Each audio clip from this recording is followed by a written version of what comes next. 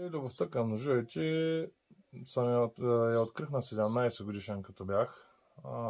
Това ще рече преди 19 години. Започнах в Хепи работа, там един от управителите ме научи да си точа ножа. Появи се една любов към остротата на ножовете. Да. И взех да си ги точа самичък.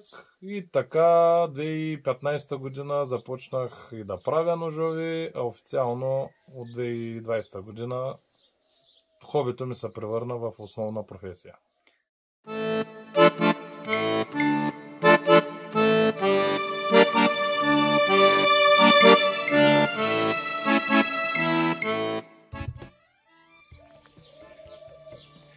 Ето и дранченикът ги доближах като камбани.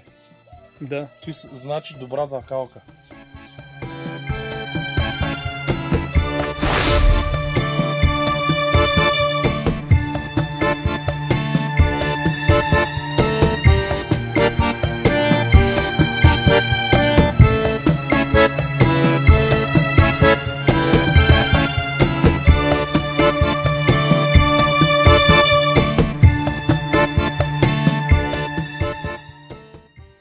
В Хепи започнах като готвач на студена кухня. Да. И по кухнята изкарах няма 9-10 години.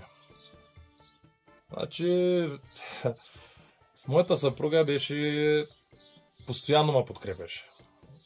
Майка ми каза не се занимавай с глупости, баща ми каза това не е за тебе, ти си луд. И дойде един момент, където ги видях, че се гордеят с мен.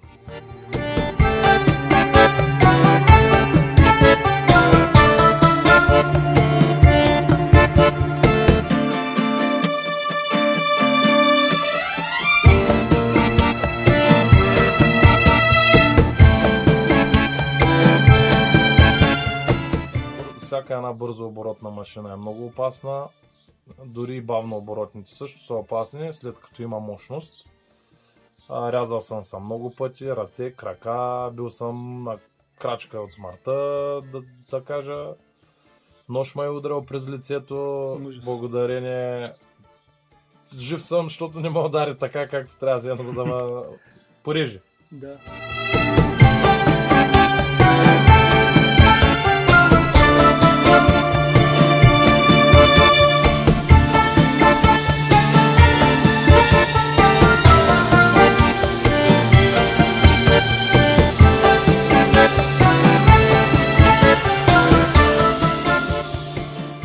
Тези, които си поръчват моите ножови, са хора, които ценят ръчния труд.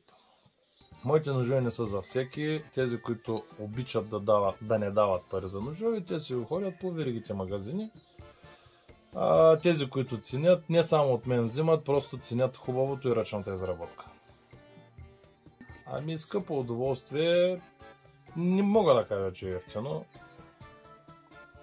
Аз съм избрал да работя с качествени материали, съответно това повишава цената допълнително. Работя с няколко държави, основно българи се свързват с мен и в Щатите съм пращал на един американец. Ирландия, Холандия, Белгия съм пращал ножови, в Германия съм пращал ножови и във Франция също имат няколко ножа вече, двама човека, българи имат по няколко ножа имат от мен.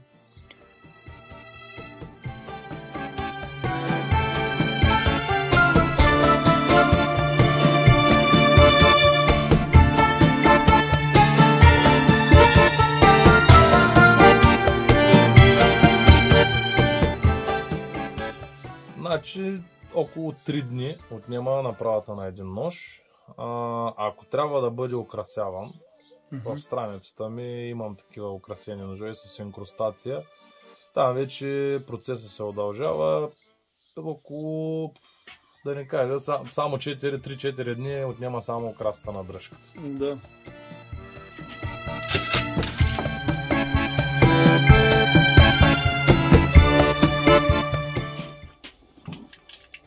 този универсал си го ползвам за тежест.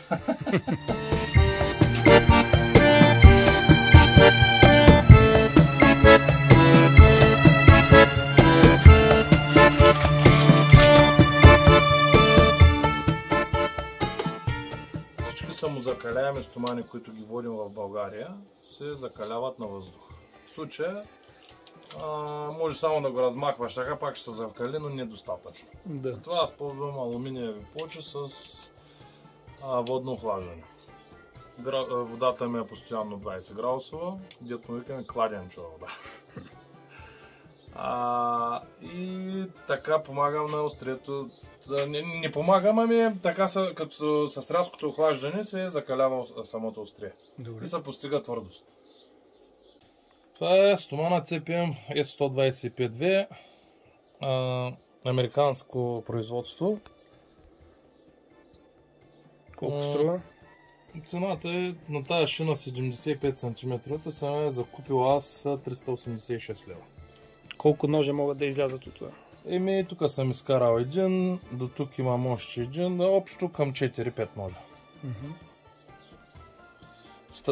Страшно трудно се работи стоманата, понеже има легиращи елементи много вътре и това забавя процеса на изработка на ножа, оттам се оскъпява крайния продукт.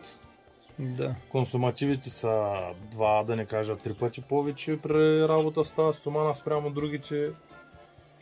Да. Твърдостта, която достига е 63-4 макс препоръчителни единици. Това е за мен златната среда на тази стомана, като твърдост. Значи, малко го изкривен беше, го оправям. Оправя се така с лекота, с ръце. Преди да се отпусне, стоманата е твърда и крехка, без никаква жилавост. Като мине през темперирането, придобива жилавост и ако е изкривено, си остава изкривено. Ако е право, си остава право. Или може да се щупи при напън да се изкриви. Ето стоманата е нераждаем Дамаск от Дамастил. Това е фирма, която кове нераждаеми дамаски ламинати. Шарката се нарича Голяма роза. Твърдост на закаляване 63-4 единици. Другата стомана комбинирана, така ли стоманите, които са вътре в Дамаска, са RVL 34 и PMC 27. Добри прахова стомана RVL. Това е, което мога да кажа. От високия клас.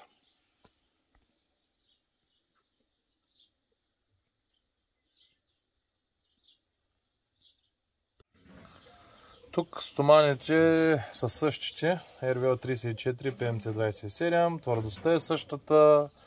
Режима на закаляване е същия. Само че шарката се казва Винланд. В дръжката съм използвал карбон G10 и американски клен. Стабилизиран американски клен. Прахови стомани. Готварски нож тип Сантоко. Черен Дамаск с стомани 80 хром V2 и 75 на 8. Стоманата е кована от Clarex Forge. Гордо мога да кажа, че са българи. В Перник се намира базата им. Дръжка Мелхиор и смола с пчелна пита. И да отбележа, тази година вземаха първо място във Франция на световно състезание по коване на Дамаск. Даже доколкото разбрах, им е останало 40 минути по-рано са свършили и пили събира, докато другите са ковали. Идеално. Това е дамасков ламинат, пак черен, с център 80 хром V2 и нагоре има никел и 75 на 8. Ковано е пак от Clarex Forge. Твърдостта е около 60-61 единици. Назад дръжката е месинг с корен от орех. Натурален.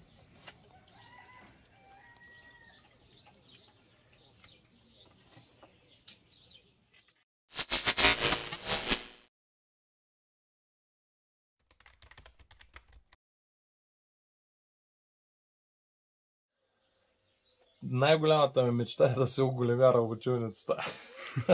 А това трябва да стане с нова, защото ми е тясно и имам машини извън работилницата, където нямам къде да ги прибера. Да не кажа, че имам неща, които са прибрани в кашони, защото няма място къде да ги сложа.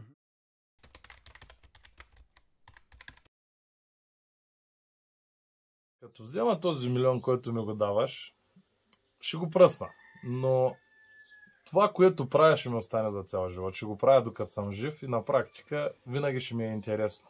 И ще бъде предизвикателство за мен да откривам нови неща и да се сблъсквам с нови неща и така. Супер. Така че не го искам този милион.